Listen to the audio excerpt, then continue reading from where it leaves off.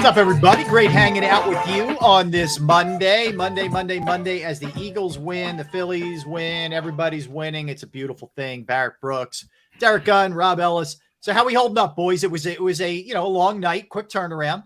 We okay? We all right? Definitely a quick turnaround. Well, I'm good. All right. Just making sure everybody's good. Everybody good in the chat section. Hope you're well as well. We appreciate you guys. Hey, let's hit that like button today. Let's go after the like button, like the Eagles went after the Cowboys, like the Phillies went after the Braves. Let's slam that bad boy. We haven't had a good like slam in a while. So let's smash it. Right. Let's obliterate the like button today. You need to give them another challenge. That's what you need. You want them to smash the like button? You need to offer them another challenge. I think we're all still in my gritty recovery. By the way, I love Gesicki. Did you guys see Mike Gesicki yesterday? He did the gritty, and then after the game was over, did you see this? It was pretty funny. He and Justin Jefferson were, just talking after the game, congratulating each other, whatever. And he's like, "Man, you and I are the two best guys in the league doing the gritty." That's what Gesicki said to Justin Jefferson. Justin Jefferson was like, "All right, man, if you say so, dude. All right." But anyway, it was pretty funny. I thought it was a pretty funny moment. So the Eagles win last night, 26-17 over the Cowboys. Now, correct me if you've heard this before. Eagles jump out to a big lead. In fact, they get out to a 20-0 lead. They put up a 20 spot in the second quarter. They scored in the first play of the second quarter, put up 20. They have been ridiculous in the second quarter this year. I mean, the scoring, they've outscored their opponents, guys, in the second quarter, 112-27. That's 112. That's insane. 27. Yeah, pretty amazing, right? So same old. But flip side of that is third quarter, there's a slowdown. I don't know what happens there. I don't know what is up with that. I thought they started to kind of move out of that a little bit, but not necessarily. And then the Cowboys make a run. And then when it really starts to get hairy and it's 20-17 at that point, that's when the Eagles said, you know what, we're going to put this thing out of reach. And this is what was really impressive. It would, for me, that just stands out at what they were able to do. So they go on a 13-play drive in which, they are just pounding the ball. And I'm trying to give you the exact numbers here because I, chart every play like a lunatic. Yeah. But they go on a 13-play, 75-yard drive that eats up 7:37 of the clock in the fourth quarter. They take over with 14:39 left, and they knock it down to almost 7 minutes. By that time, the Cowboys are down 9 because the Eagles didn't get the 2-point conversion. Just like we saw in Arizona, it resulted in a field goal in Arizona, this time a touchdown for the Eagles. So we've seen this pattern before, but they did enough to win the game. What about that, man? Well, look at that. That's a hell of an ace to have in your back pocket, man. You know what I'm saying? That you can always pull that out, and all else fails, run the rock and win a game. Because that's demoralizing for a defense. Everybody in that stadium knew that they were going to do it. Everybody on that Dallas sideline knew that they were going to do it, and they did it anyways. Yep. To be able to run the ball and not have a way to stop it, man, it just eats defensive players up in the inside. That's why you saw Diggs just take his helmet off and slam it. Yep. Because there's nothing he could do. He's got to go out there and cover. He's not worried about stopping a run, and nothing he can do about it. Nothing. You know what I mean? And it's like pick your poison. On the touchdown to Smitty, nothing they could do to stop that play, to stop the run. He could have ran it in. He could have handed it off, and he threw it to Smitty. I mean, that's just great. It is. Barrett, you're right. And to have that ability to run in your back pocket whenever you need it, because not only does it get you down the field, it eats clock. So it's a double whammy of killing the opponent, and you wear them down. They were exhausted by the end of that drive. The Cowboys, the vaunted Cowboys defense, because you pounded them, and you pounded them, by the way, without Lane in there. Exactly. So that's the other impressive part about that drive, which the way that they were able to finish it off. And by the way, let me just throw this out there. We get right back to the Eagles talk. According to Ian Rappaport of the NFL Network, the Arizona Cardinals have traded for former Panthers receiver Robbie Anderson. No surprise there with the way things played out on the sideline that Anderson wasn't going to be long for Carolina. But anyway, just wanted to pass that along. Go ahead, Derek. That's a good pickup for him. Yeah. That's a really good pickup for him. Well, they need any kind of jolt that they can get, man, at this point. And So they get DeAndre Hopkins back this week, right? He served his 6 games. So 6 games, yeah. You can throw those 2 guys together. It's not bad. How can that team play so well against the Eagles and play so bad yesterday poorly against coached? that opponent? That's unbelievable. Well, I'm not a Kingsbury guy. I don't like him. Yeah, I'm not either. The fact that he still has a job still amazes me, but that is a good pickup for them because you put him on one side and you have DeAndre Hopkins on the other side. That's going to help Kyler Murray in that offense. Rondale Moore in the middle in the slot. Rondale Moore in the middle. You got some weapons. Yeah, Kyler Murray doesn't have a lot of excuses. You got Hollywood. Brown. Yeah, you got Hollywood. Oh my goodness, Hollywood Brown. You got James Conner, and then the kid who's emerging, Eno Benjamin. For them. So that's going to help them. I don't know if it's going to save their season at this point, but that's going to help them tremendously for sure. You know why you get an Arizona team that plays as well against the Eagles, but doesn't play well the next week. You know why you get that? Because they played their Super Bowl last week. They get up for the Eagles. There it is. Yeah, and that's going to be for the next. What? How many games they have? 12. That's Barrett. Great point. Because that's where you can't just do they're playing that team week, whatever. They're not that good. No, that team is going to give you everything they got. Exactly. And they're going to get this from this point on. Yep. Everybody's best. They've got a target on their chest. That's both good and bad. No, I agree. Yeah, I was just acknowledging how good you are. Yep. Yeah, it's good. It's good because you are that team that everybody's talking about across the league, everybody's looking at. Even if you're not an Eagles fan, you want to see, for the casual observer who doesn't get to see Philadelphia play that much, when you do get to see them play, you want to see what makes them this undefeated team. Why are they at the top of the hill more so than compared to other teams? The bad thing is when everybody plays their best against you, that's when the injuries start to pile up. Right. And as we see it now, this team's starting to get nicked up on its way to 6-0. They're starting to get nicked up a little bit. Luckily, they're still healthier than every team out there in the league. Thank goodness. Teams always talk about how they hate having a bye early in the season. They like to have that bye right in the middle of the season to give your body extended time to heal. They don't. But I think in the Eagles' case, this bye came at the perfect time for this team to let some of their key components heal up, because the next 11 weeks when they get back, it's going to be everybody's Super Bowl against this team. Yep. And you just have to cross your fingers that they can stay healthy, man.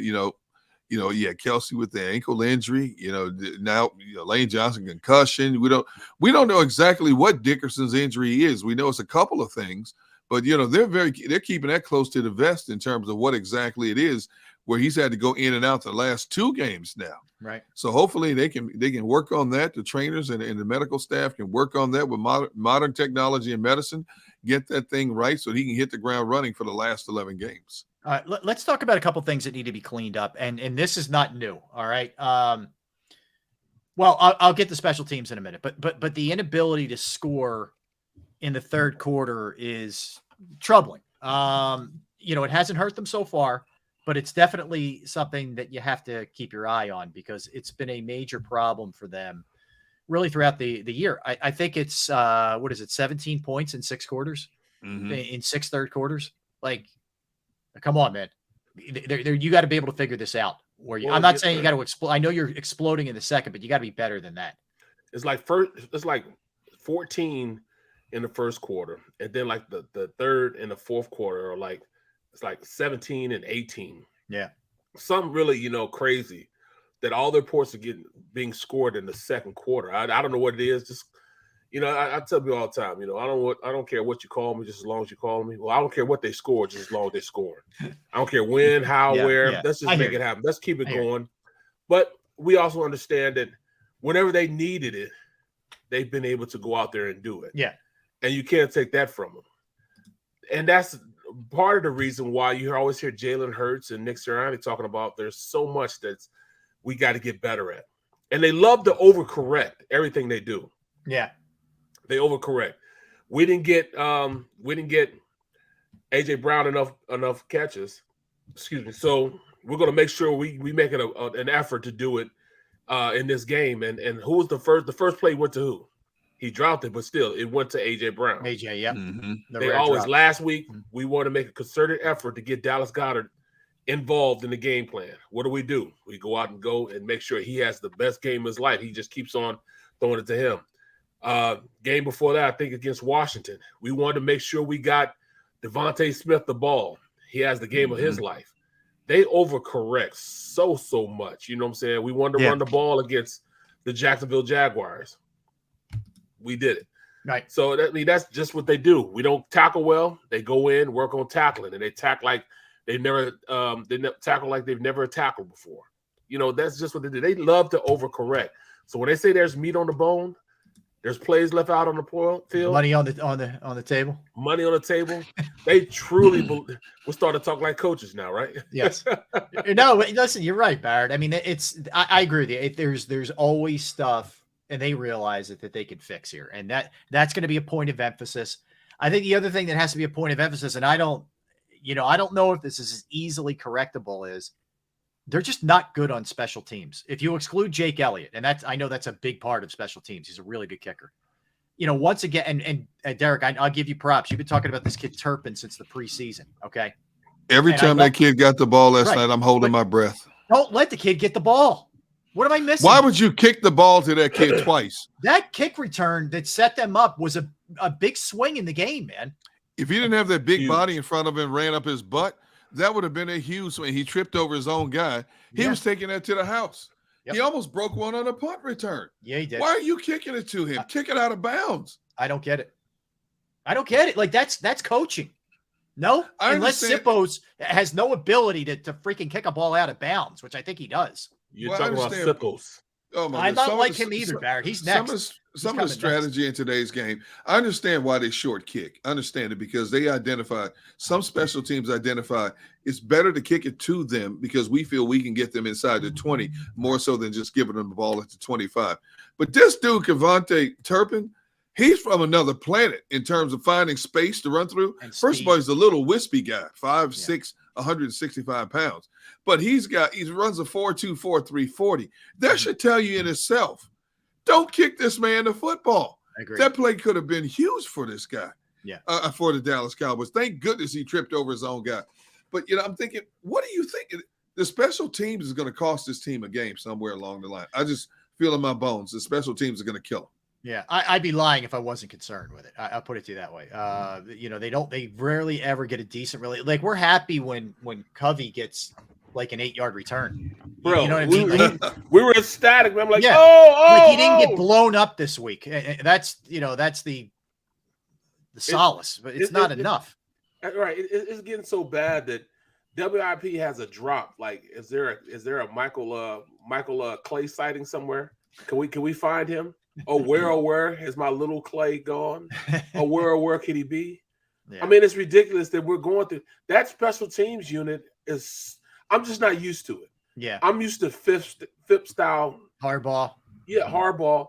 Those are the guys that made things happen at special team. Yeah, he's not doing it, and I think he might be over his head a little bit, or I don't know. Whether he's a young guy, and I don't know, and maybe they didn't give him enough talent, but I just don't. I know whatever it is, it's not good enough. First of all, when was the last time you had a 27-year-old as the head of special teams? I had never heard of that before. No, it's very young. First of all, what did they identify in him where they felt that, okay, if you want to be the assistant special teams coordinator, that's one thing. But to give him total reins of special teams at 27 years of age, heck, you barely out of college. Yep. I mean, I'm looking at his bio. Special teams wasn't his claim to fame in college. So how did he elevate himself to the status of a special teams coordinator? Who did he know? And I don't get it. I just don't get it. And obviously he was Barrett. He was like a real young guy then. Yeah, he was Chip's but the inexperience is rearing its head now. Oh, we know this. We get sightings of him in all the wrong times. Yes. When he's messing up.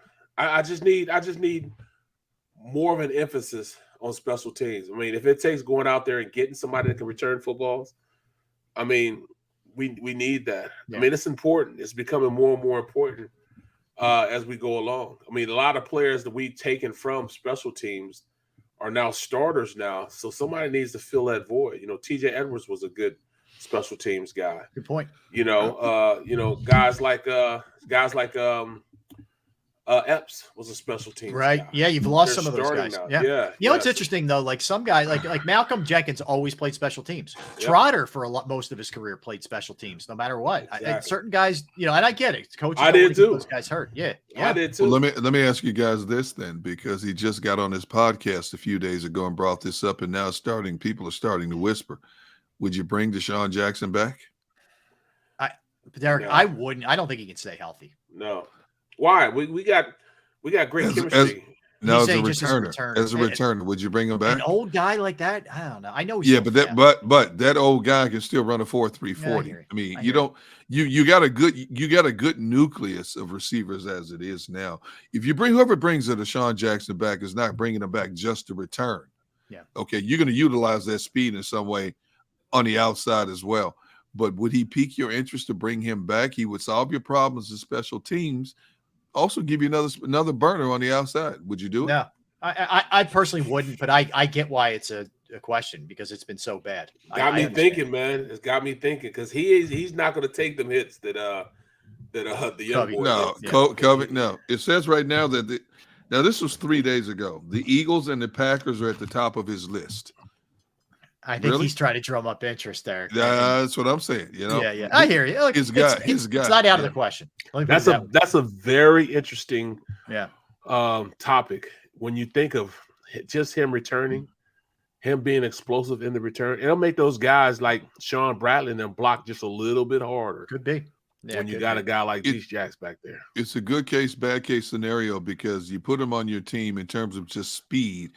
The way teams like Kansas City like to harvest all the speed they can get, but it's bad because DeSean Jackson, wherever he goes, if he comes back, is not just going to be satisfied being a returner. Yeah. So you're going to have to appease him. And also the bigger question is, why isn't he playing? There's a whole lot of teams out there that could use a DeSean Jackson. Because his price tag. His price tag. You know what, though? Look, just give you a great example. He's with the Rams last year in his hometown, and he forces his way out of there to go to the Raiders, and he misses out on a chance to win a Super Bowl ring. Like, I'm sorry. I don't have a lot of sympathy for that, man. You know, be a team player. If they're even entertaining that, you got to let him know, look, man, this is it. You know, I don't want no Jason Peters situation. Yeah, I don't want any nonsense. You know, Peters was like, well, if you take me to tackle, then you got to pay tackle money. I don't need all that. You know what I'm saying? Right. I'm with you. I'm with you. And you see JP get all, you know what I'm saying? No, I pushed around. Swing it back to a positive. How about this one? Defense has allowed 14 touchdowns this year. They've taken the ball away 14 times. Mm-hmm. That's a damn good ratio right there. Yes, it is. So many of those kind of stats with this team that really just blow you away. I mean, that's one that caught my eye last night. I'm like, whoa. I mean, that is so different than what we saw last year and the last few years, really, when it comes to this defense. And I told you earlier about the point differential, which is really, really strong for them. It's another game where they just own the time of possession. For whatever it's worth, it can be a misleading stat sometimes, but they held the ball for almost 10 more minutes than the Cowboys did last night. Yeah. This is the first half. Yeah, and you can do the keep away thing. It's the first half, Barrett, and then it's when they need those big drives at the end of the game, and where you just take the other team off the field. Plain and simple. And they've been going to that mode, for a lot of the year so far. I like I like the way this team is able to just Debo people and dominate them when they feel like doing it. You know what I mean? That's something I hadn't seen in a long time. That you have the capacity to go out there. All right, we're gonna run the ball. We're gonna run the ball. We know we're gonna run the ball, and we're still gonna do it. Mm-hmm. I don't care what you're thinking. We're gonna run this rock, and just go do it. I mean, that's crazy that they're able to do that. That's why I'll still say the offensive line is the strength of all the positions. Oh, no question. D-line has certainly had their moments. Linebackers are so improved. The secondary is so improved. Wide receivers are so good. I'll still take the offensive line when healthy. Well, you heard Nick Siriani say last night, man, he said, man, I had to go back. Sometimes you got to get back down to base. You got to get it to your weapons. And I got 5 weapons that I wanted to, rely on last week, and that was my offensive line. Tonight. And then he said it happened last week also. they are my biggest weapons, that offensive line. I'm like, man, you ain't told nothing but the truth. Yep. You know what I'm saying? It's almost like they get bored at points of the game. Okay, this is too easy. It's like they get bored and and they have this lull period, and all of a sudden they get the wake up call when teams get a little too close, and then all of a sudden they put their foot back on the pedal again, just to show that, hey, we can do this in anytime we want, anywhere we want, from anywhere on the field that we want to do, and there's nothing you can do about it. It is impressive overall just how the light switch flips off and on for this team, and they still come out on the positive side of the ledger. Yep. No, listen, well said. How about Siriani, guys? And we know he's a feisty guy. We know he's fiery, but there were a couple moments. One, he runs all the way down the sideline early in the game, reacting. And then the other one is when a lot of it started to get chippy and there was a cheap shot on Kelsey, and, Micah Parsons was taunting Goddard. There was a lot of stuff that went on during the game, and he's yapping the game over, bleepity bleep bleep bleep. Like, you don't often see that kind of conduct from your head coach. It is strange. I wonder how much that fuels fire for if you're meeting a team again later in the year, which would be Christmas Eve, when you're on the third of a back-to-back, which the Eagles will be when they play the Cowboys on that game. But I think it's another one of the reasons why this guy is really connected with the city. Like, he reacts almost like a fan would react in the seats a lot of times. It's funny. He's very low-key, very modest, very humble when he sits at a podium. But all of a sudden, when that game starts, it's like a Tasmanian devil takes over. And I believe the players feed off that energy. They love his positive energy. And, most, like you said, Rob, most coaches, win, lose, or draw, they're reserved. Yeah. You don't see coaches, you're pumping his fist like a game over and mouthing certain words. You could tell once they knew that they had this game in hand, that it was a big, not sigh of relief, but feeling of exhilaration that his team finally shut up these Dallas Cowboys. His team wasn't doing the talking before this game. DeMarcus Lawrence talking all that mess about they haven't played us yet. Well, you know what? You hadn't played the Philadelphia Eagles. So what do you have to say now, DeMarcus? Everybody's talking about your defense that hadn't given up more than one touchdown in any game this season, gave up 3 in this game. Your defense that was averaging 117 yards allowed rushing gave up 136 in this game. Your defense that had been getting off the field and giving your offense short fields that kept you in games. Your low-scoring offense kept you in games that helped you over the hump. Wasn't getting the ball back this time. So what do you have to say now? Nothing. Yeah. Go back, put your head between your tail, go back, do what you got to do, and learn a valuable lesson next time. Keep your mouth closed and just play the game. When the game is all said and done, do all the woofing you want. If you come out on the positive side of the ledger, fine. But leading up to that game, especially for a guy 30 years old who's been around the block a few times, you should know sometimes you put your foot in your mouth, you got to eat the shoelaces. Yeah. So I like that. I like that. You got shoe polish breath when that's the case. So the Cowboys are home. They're next to. They don't have a bye week till week 9. So they're home Detroit, and then they're home Chicago. So they're set up pretty nicely here. It gets tough after their bye. After their bye, I don't know what Green Bay is going to be looking like at that point, frankly. But they go to Green Bay, then they go to Minnesota, then they have the Giants at home and the Colts at home. The Colts have kind of found their footing a little bit here. I'm not telling you they're great, but they've been better. So that's not an easy little stretch there for the Cowboys. They got 2 easy off and then a challenge after that.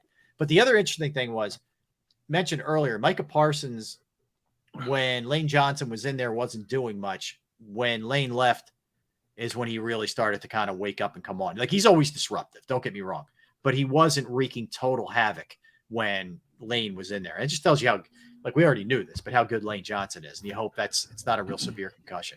Yeah. Right.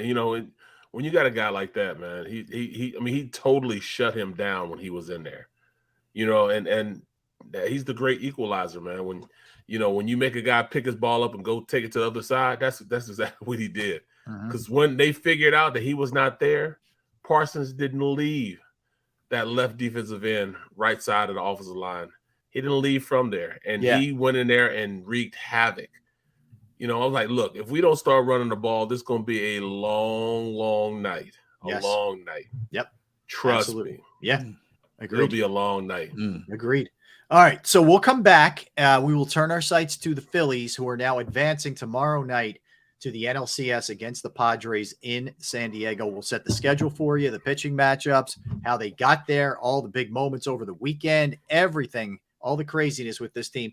2 o'clock, we'll do our NFL talk, and then everything's on the table, including a new monster deal for Charles Barkley. I'll tell you about that as well coming up in a little bit. He's Derek. He's Barrett. I'm Rob. We are Sports Take, JAKIB Sports YouTube Network, with you on this Eagle, Philly, everybody Monday. Let's talk about Flynn Tree Services. Flynn Tree Services is an experienced, licensed, and insured Pennsylvania tree services company that will trim or remove any unwanted trees off of your property. They offer cost-effective solutions to any tree problem that you may face. So, do you have any type of tree issues in your yard or on your property? If you do, they're just a quick phone call away. They are experts trimming all types of trees and serve southeastern Pennsylvania, South Jersey, and northern Delaware. Flynn Tree Services specializes in tree removal, stump grinding, as well as tree pruning. Now, keep in mind, you got storm and hurricane season underway right now. It is a great time to get your trees evaluated before some gust of wind or some bad weather takes them down. Go to their Facebook page or Instagram for more information and a sampling of their work. Give Flynn Tree Services a call at 610-850-2848, 610-850-2848, or online at flyntreeservices.com.